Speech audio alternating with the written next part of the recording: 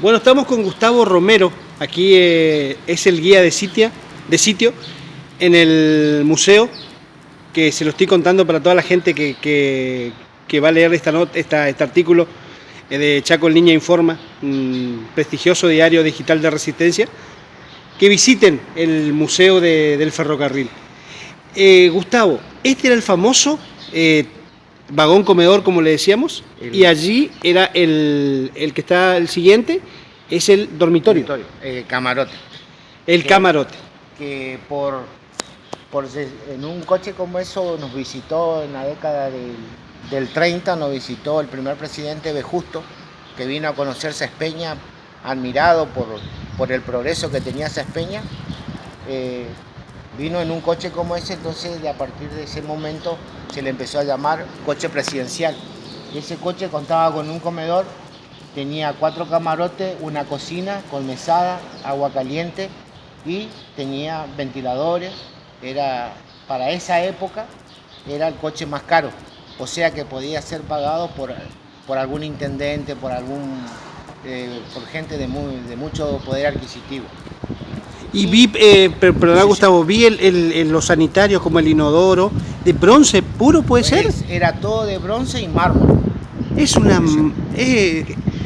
claro, era lo más caro. Era lo más caro, por eso, y como vino un presidente, quedó como el coche presidencial, por ende también el valor que tenía. No era muy común, más se manejaban en los vagones de pasajeros similar al coche comedor, que contaban con dos asientos doble, a la izquierda y a la derecha tenía individual. Esos fueron los primeros coches de pasajeros que llegaron a Sespeña, porque hasta 1912 aproximadamente el único coche que llegaba era el Belgrano Carga y traía la mercadería, y para los primeros pobladores el tren no podía parar porque era un requisito del ferrocarril Belgrano tener una estación para que pare el tren. Entonces ellos iban tirando las mercaderías, los diarios, y hasta que un señor caballero decidió empezar la edificación de la primera estación de Presidencia Roque Sespeña, y ahí empezó a parar.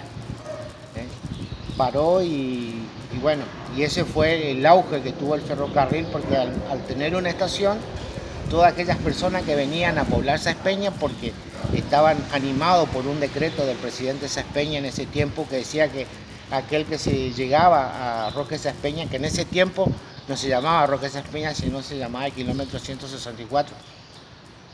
Después le ponen el nombre del presidente actual. Presidente actual. Animado por ese decreto que se le regalaba tierra, empezaron a venir principalmente inmigrantes, por eso somos crisol de raza, y se asentaron todos en la parte sur. Sespeña empieza a crecer para el lado sur. Después empezaron a poblar el lado norte. Y bueno, la vía dividida.